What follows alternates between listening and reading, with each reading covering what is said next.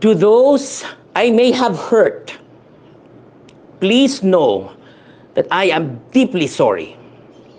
I did not mean to insult. I only meant to explain. And sometimes when words are sharp, they cut deeper than intended. So I ask with all humility that you find it in your heart to forgive. Kanang mga gipangkuan nga bayad ko, kanang gipalit daw ko, it is not true. Kay balo mo nganong nidagan ko pagka-congressman, kay gikontrahan ko ni Martin Romualdez. Ang nisaka sa akong kamot, sa akong kandidatura, si Tatay Digong o si Sara Duterte.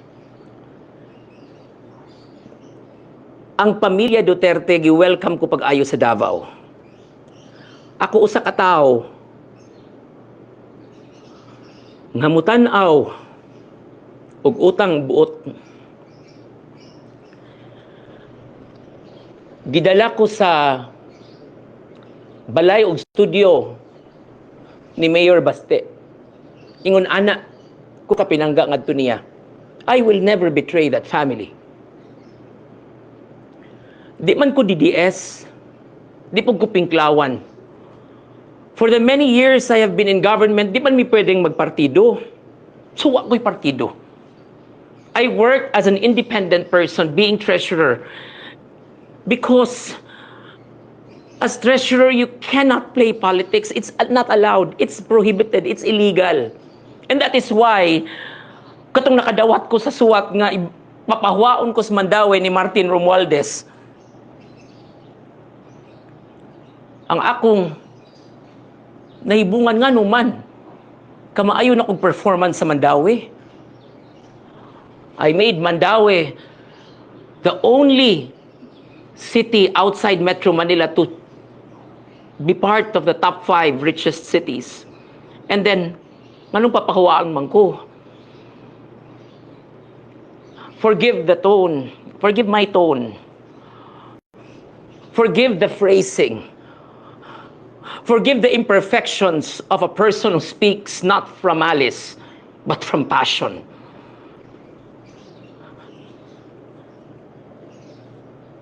Sa kadaghan na akong gipagawas nga POV, over siguro 99% was leaning to Duterte. But that POV, I admit, it might be off. Because that was the decision. It's off. And I would have wanted to educate you so that we can change the strategy already. Kagibalibara na tag-interim release, naata sa appeals court ron. And I hope nga naa sa appeals court atong tarungon ni, kay para in town matagaan siya og temporary liberty. Kay hinaot untang makapamasko din sa Tatay Digong sa Pilipinas. Because just like you, I only want truth. I only want justice. And today, I stand here not to divide, but to reflect. Let's not divide ourselves. Pareho taog tumong hustisya. I hope that we can unite our knowledge and we can learn together. Para ni kay Tatay Digong, para sa Duterte family. And for every Filipino who still believes that justice, though slow, always finds its way home. Because in the end, ang balaod, bisan usahay abusahan, mubalik gyud aron ipagtanggol ang giapi. Akong balikon. Ang balaod, bisan usahay, abusahan, aning administrasyon, kung giunsa ni nila pagdakop o pagkidnap si Duterte, mubalik gyud na aron ipagtanggol ang giapi. And that is my belief, that's my justice, that's my truth. One step back 2 steps forward. I always think that way. Murag ka sinulog ba? Murag ka sayag sinulog. 1 step back, 2 steps forward. Because that is how we rise. Not with anger, but with wisdom. Not with vengeance, but with vision. And that's how justice, real and relentless, that is how justice, real and relentless, will set us free.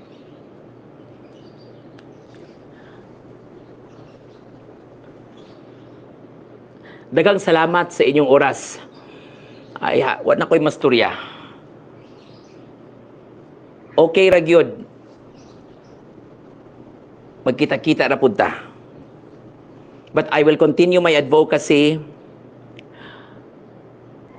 And if you do not like my advocacy, ayaw na lamog tanaw. Okay raman. Naramang gihapoy uban nga kailangan ana nga maka-learn sila sa balaod. Daghang salamat. Maayong hapon sa tanan. Another day. Another regal POV.